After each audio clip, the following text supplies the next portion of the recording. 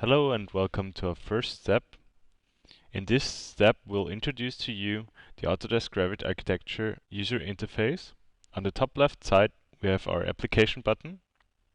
We can open, load, or print a project, or we can also access our options for Revit architecture.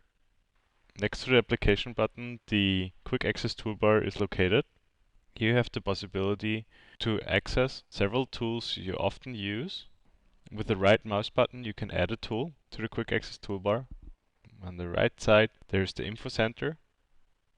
We can type in here keywords or phrases to look for on the internet and in our help file. We can also access our help file over the question mark, or we can look in additional resources such as the support knowledge base, Revit web content library, and the Autodesk Revit architecture homepage. Underneath those bars, we find the tabs, and underneath the tabs, we can find the ribbon. The ribbons are grouped into panels. We can also regroup them.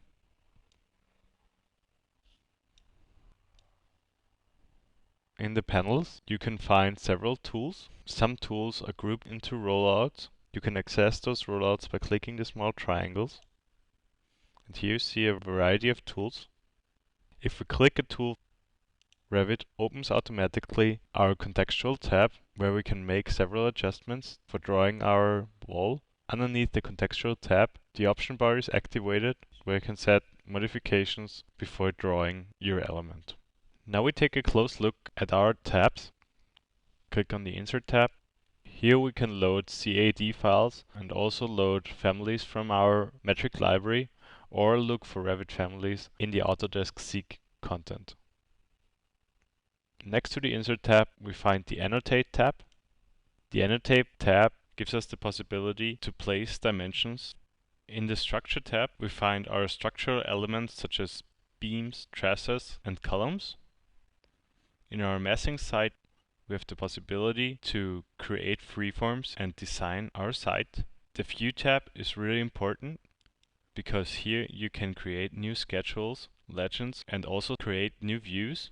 And on the right side, you have the User Interface button, where we can arrange our user interface or also set our keyboard shortcuts.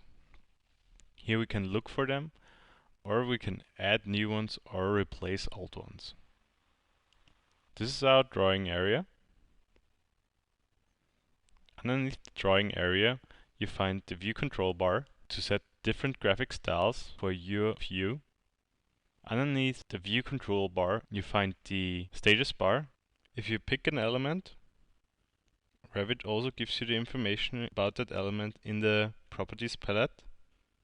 Here you can change the type or make several other adjustments. We can drag and drop this palette on the right side to get a better view of all our properties. Revit is a BIM product in which we create a 3D model. Out of that model, you can generate several views, and those views are listed in the project browser, which is on our left side. We can generate here floor plans, sections, or also renderings of our project. So that's it for our first step, and in the next step, we'll start with our project.